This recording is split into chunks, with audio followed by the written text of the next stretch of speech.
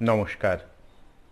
এ বড় সুখের সময় নয়, এ বড় আতঙ্কের সময়, এ বড় আশঙ্কার সময়, বড় আক্ষেপের সময়। এই সময় ভরসা পেতে বা বলা ভালো শুশ্রূষা পেতে আমাদের ফিরে যেতে ইচ্ছে করে প্রিয় মানুষদের কাছে।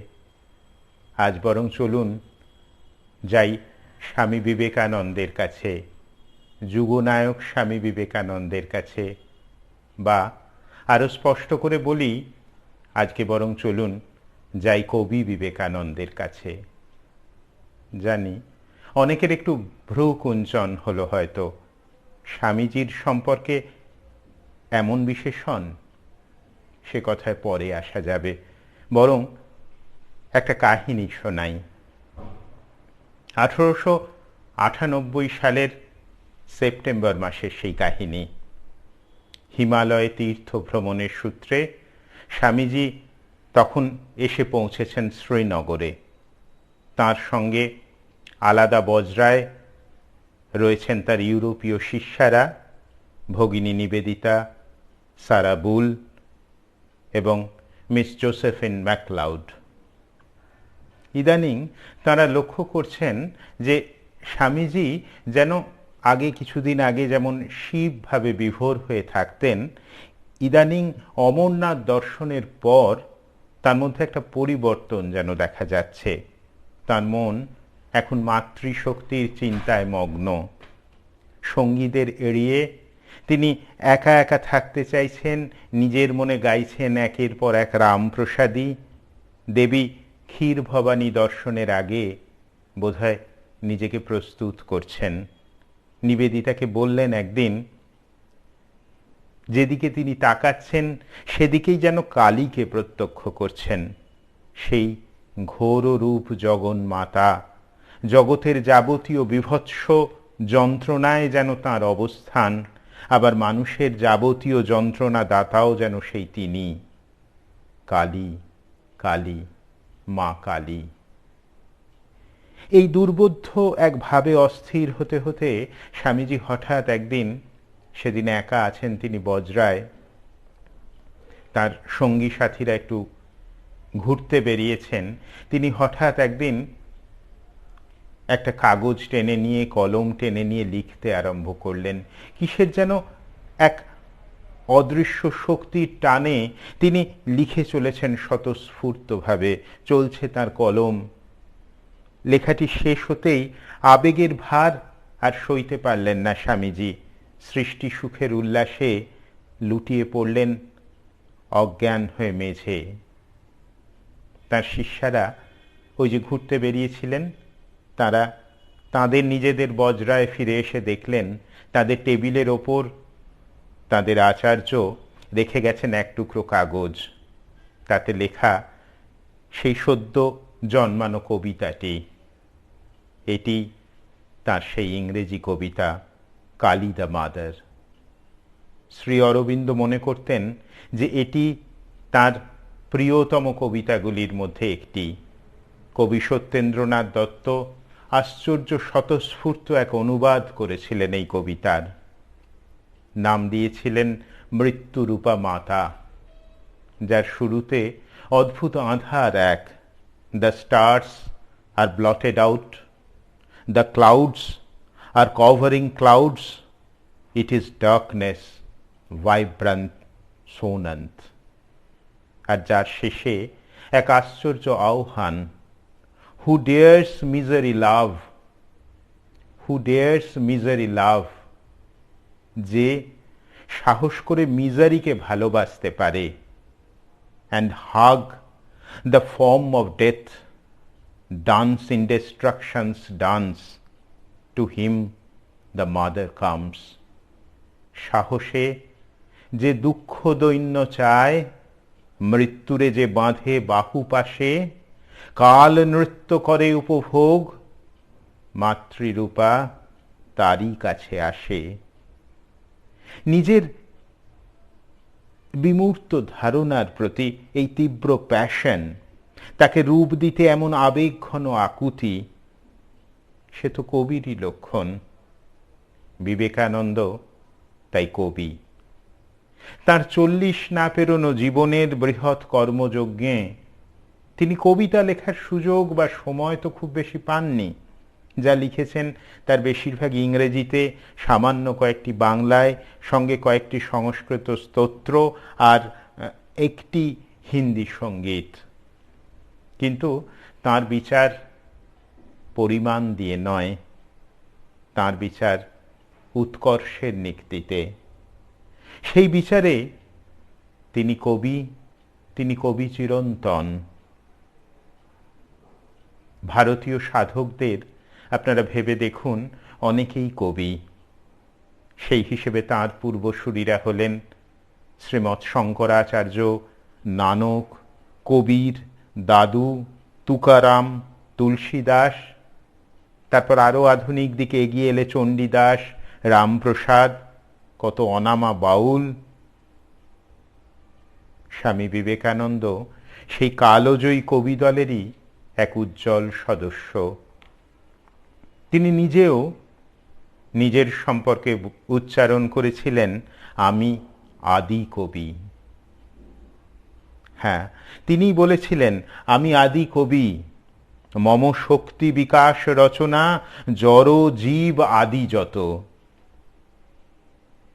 আপনারা অনেকেই বুঝতে পারছেন কবিতাটির নাম, গাই গীত শোনাতে তোমায়।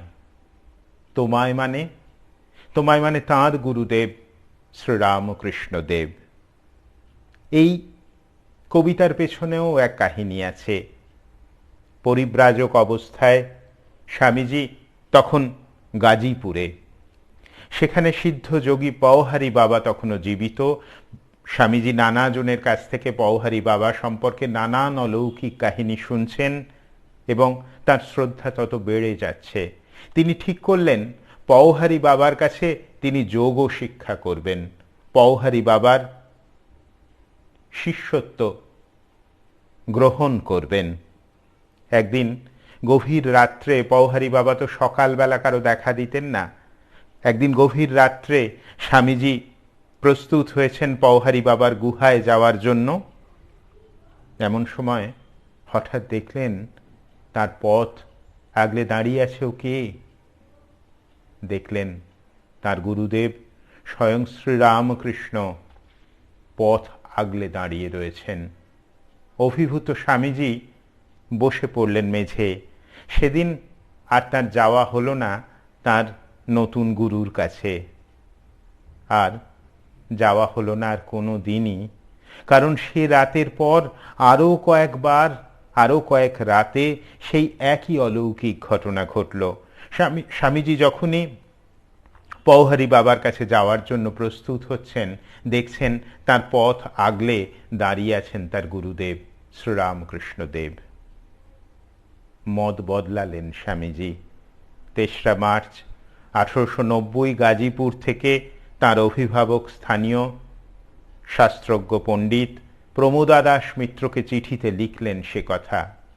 লিখলেন, আর কোনো মিয়ার কাছে যাইব না, আপনাতে আপনি থেকো মন, যেও না কারু ঘরে, যা পাবি তাই পাবি, খোঁজ নিজ অন্তঃপুরে। এখন সিদ্ধান্ত এই যে রামকৃষ্ণের জুড়ি আর নেই, সে অপূর্ব সিদ্ধি আর সে অপূর্ব দয়া, সে ইন্টেন্স সিম্প্যাথি বদ্ধ জীবনের জন্য এ জগতে আর নেই। স্বামীজি লিখছেন, তাঁহার জীবদ্দশায় তিনি কখনো আমার প্রার্থনা গড় মঞ্জুর করেন নাই, আমার লক্ষ্য অপরাধ ক্ষমা করিয়াছেন। এত ভালোবাসা আমার পিতা মাতাও কখনো বাসেন নাই। ইহা কবিত্ব নহে, অতিরঞ্জিত নহে, ইহা কঠোর সত্য এবং তাঁহার শিষ্য মাত্রেই জানে।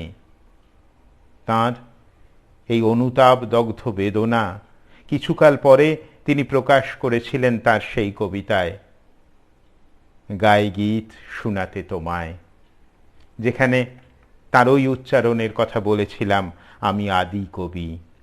সেই গাই গীত শোনাতে তোমায় তিনি লিখছেন, এই ঘটনার পরিপ্রেক্ষিতে লিখছেন, ছেলে খেলা করি তব সনে, কভু ক্রোধ করি তোমা পরে, যেতে চাই দূরে পলাইয়ে, শিয়রে দাঁড়ায় তুমি রেতে, নির্বাক আনন ছলো ছলো আঁখি, চাহ মুখ পানে, অমনি যে ফিরি তব পায়ে ধরি, কিন্তু ক্ষমা নাহি মাগি, তুমি নাহি করো রোষ, পুত্র তব অন্য কে সহিবে প্রগল্ভতা, প্রভু তুমি, প্রাণ সখা তুমি মোর।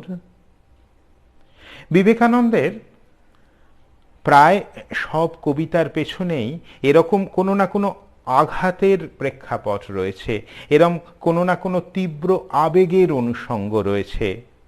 আদি কবির যেমন শোক থেকে শ্লোকের জন্ম, বিবেকানন্দেরও বুঝি তেমনই। সেই কবিতার মুহূর্তটুকু ধরতে পারলে তার রচনার আরও কাছাকাছি যাওয়া যায়। যেমন তার সেই কবিতাটি রিকোয়েস্ক্যাট ইন পেস, ল্যাটিন ভাষা, যার ইংরাজি অনুবাদ করলে দাঁড়ায় রেস্ট ইন পিস। কবিতাটি কিরণচন্দ্র দত্তের অনুবাদে শান্তিতে সে লহুক বিশ্রাম। লেখা হয়েছিল আপনজন বিচ্ছেদের এক তীব্র শোকানুভূতির থেকে। 2 জুন 1898 স্বামীজির একান্ত ঘনিষ্ঠ পার্ষদ জে গুডউইন টাইফয়েডে আক্রান্ত হয়ে অত্যন্ত অকালে উটকামণ্ডে মারা গেলেন। স্বামীজি, নিবেদিতা প্রমুখের সঙ্গে হিমালয় ভ্রমণে বেরিয়ে তখন পৌঁছেছেন আলমোড়ায়।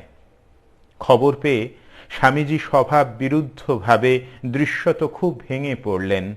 বলেছিলেন, আমার ডান হাতটি খসে পড়ল। গুডউইনের কথা যারা জানেন তারা বুঝতে পারবেন এ কথা স্বামীজির অতিশয়োক্তি নয়। গুডউইন ছিলেন স্বামী বিবেকানন্দের ক্ষিপ্র লিপিকর। তিনি শর্ট হ্যান্ডে স্বামীজির বহু গুরুত্বপূর্ণ বক্তৃতা লিখেছিলেন, পরে টাইপ করেছিলেন। তিনি ছিলেন বলেই স্বামীজির সেই সব বক্তৃতা আমরা এই প্রজন্ম পেয়েছি অবিকল। তাই গুডউইনের প্রতি স্বামীজির কৃতজ্ঞতা বোধ তো খুব স্বাভাবিক। শোক সন্তপ্তা গুডউইনের মাকে স্বামী বিবেকানন্দ এই খবর পেয়ে একটি চিঠি লেখেন। অত্যন্ত আন্তরিক সেই চিঠি, বাংলা অনুবাদ করলে দাঁড়ায়, তার কাছে আমার কৃতজ্ঞতার ঋণ কোনোদিনই শোধ করতে পারবো না। যারা আমার কোনো চিন্তাধারার দ্বারা উপকৃত হয়েছেন বলে মনে করেন, তাদের সকলেরই জানা উচিত যে গুডউইনের নিঃস্বার্থ ও অক্লান্ত উদ্যমের ফলেই তা সম্ভব হয়েছে। গুডউইনকে হারিয়ে আমি একজন ইস্পাতের মতো দৃঢ়নিষ্ঠ বন্ধু, একজন চির অনুগত শিষ্য ও চির অক্লান্ত কর্মীকে হারিয়েছি। পরার্থে জীবনধারণী যাদের ব্রত, সেই ক্ষণজন্মাদের একজনকে হারিয়ে পৃথিবী নিঃস্বতর হল। এই চিঠির সঙ্গে স্বামীজি ঠিক করলেন একটি কবিতা পাঠাবেন। নিবেদিতা কবিতার একটি খসড়া তৈরি করলেন। স্বামীজির ঠিক মনোপুত হলো না, তিনি কাটাকুটি করতে আরম্ভ করলেন, সংশোধন করতে আরম্ভ করলেন, এবং সংশোধন করতে করতে তৈরি হয়ে গেল এক নতুন কবিতা, স্বামীজির নিজের লেখা কবিতা। ওই যে কবিতার কথা বলছিলাম, requiescat in pace, rest in peace, Kiranchandra দত্তের অনুবাদে শান্তিতে সে লহুক বিশ্রাম। সেখানে স্বামীজি কবিতার একটি অংশ শোনাই। সেখানে স্বামীজি বলছেন, সার্থক তোমার সেবা, পরিপূর্ণ তব আত্মদান, অপার্থিব প্রেমপূর্ণ হৃদয়তে হোক তব স্থান, মধুময় তব স্মৃতি দেশকাল দিয়াছে মিলায়ে, বেদীতলে পুষ্প সম রেখে গেলে সৌরভ বিলায়ে। তীব্র আবেগের প্রেক্ষিতের কথা বলছিলাম। সেই রকম তীব্র আবেগের প্রেক্ষিত তার সং অব দ্য সন্ন্যাসিন কবিতাটিতেও। 1895 সালের 18 জুন থেকে 6 আগস্ট স্বামীজি কয়েকজন শিষ্যাসহ ছিলেন সেন্ট লরেন্স নদীর দ্বিতীয় বৃহত্তম দ্বীপ ওয়েলেসলির দক্ষিণে থাউজেন্ড আইল্যান্ড পার্কে, বাঙালিরা আমরা বলি সহস্র দ্বীপোদ্যান, দক্ষিণেশ্বর ও কাশীপুরে থাকাকালীন তার নিয়মিত যে আধ্যাত্মিক উন্নতি হতো, অনুভূতি হতো,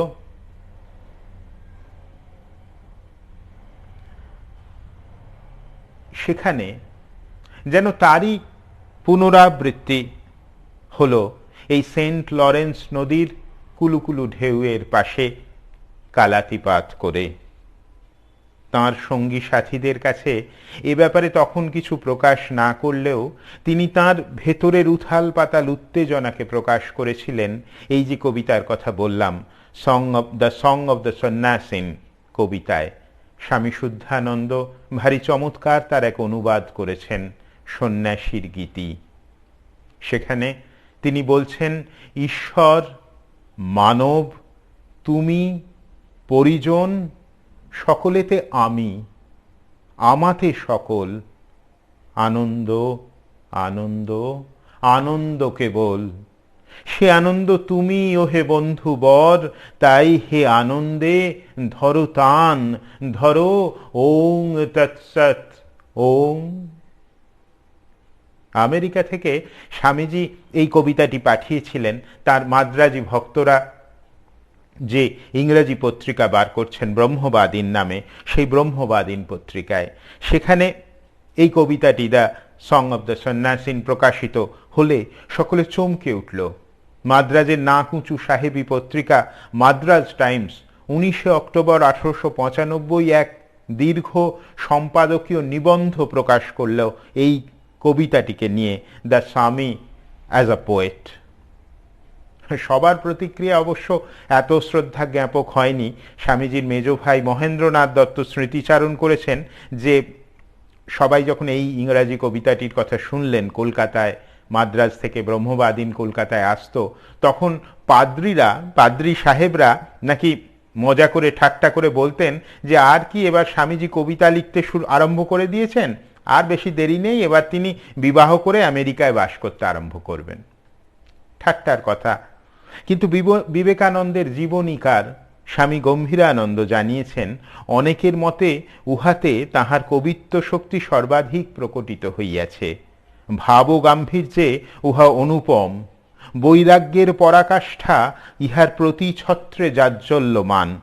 পড়িলেই বোধ হয় অতি উচ্চ আধ্যাত্মিক ভূমিতে আরূঢ় ও অনুভূতি সম্পন্ন মহাপুরুষের পক্ষেই এরূপ পংক্তি লিপিবদ্ধ করা সম্ভব।